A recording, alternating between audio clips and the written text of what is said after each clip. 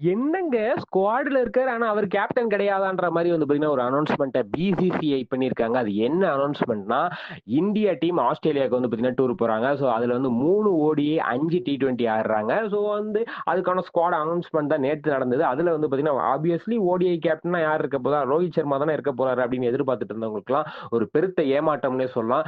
சுமன் கில்ல வந்து பார்த்தீங்கன்னா கேப்டனா ப்ரமோட் பண்ணியிருக்காங்க. என்னங்க நான் எவ்வளவு கனவு தெரியுமா கண்டு வச்சிருந்தோம். T20 வேர்ல்ட் கப் அடிச்சிட்டாரு, சாம்பியன் ட்ரோஃபி அடிச்சிட்டாரு. இன்னும் 2027ல 50 ஓவர் அடிச்சிட்டாருன்னா, தோனி சாதனையை நிறைவேற்றுவாரு அப்படின்லாம் ரோஹித் சர்மா ஃபேன்ஸ் கனவு கண்டுட்டு இருந்தாங்க. ஆனா வந்து பாத்தீங்கன்னா, அவங்களுக்குலாம் ஒரு பெருத்த ஏமாற்றம் தான் சொல்லலாம். ஏன்னா வந்து சுமன் கில் இந்த அனௌன்ஸ்மென்ட்ல வந்து பாத்தீங்கன்னா கேப்டனா சொன்னது. ஆனா ஸ்குவாட்ல வந்து பாத்தீங்கன்னா ரோஹித் சர்மா இருக்காரு, விராட் கோலி இருக்காங்க. அதுக்கப்புறம் வந்து பாத்தீங்கன்னா ஸ்ரேயஸ் ஐயர் வைஸ் கேப்டனா போட்டிருக்காங்க.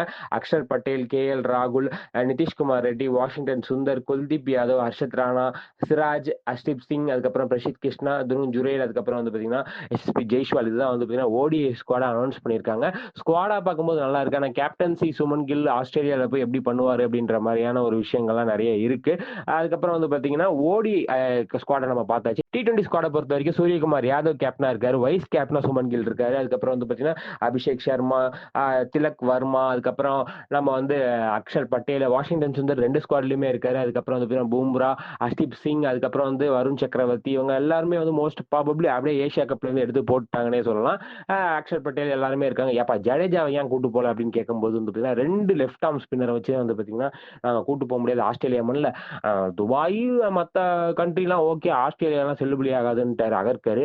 சரி கேப்டனா ஏன் வந்து ரோஹித் சர்மாவை போடலை அப்படின்னு கேட்கும்போது வந்து பார்த்தீங்கன்னா இல்ல டெஸ்ட் ஃபார்மட்டுக்கும் ஓடிஐ ஃபார்மட்டுக்கும் ஒரே கேப்டன் இருந்தா நல்லா இருக்கும்னு நாங்க ஃபீல் பண்ணோம். அதனால வந்து பாத்தீங்கன்னா அந்த நாங்க வந்து சுமன் கில்லுக்கு கேப்டன்சி கொடுத்துருக்கோம் அப்படின்ற மாதிரியான ஒரு டாக் வருது. இது எந்த அளவுக்கு உண்மை எப்படி என்னன்றதெல்லாம் தெரியல. இருந்தாலும் 2 ஸ்குவாடும் வந்து பாத்தீங்கன்னா ஒரு பலம் வாய்ந்த ஸ்குவாடா தான் இருக்கு.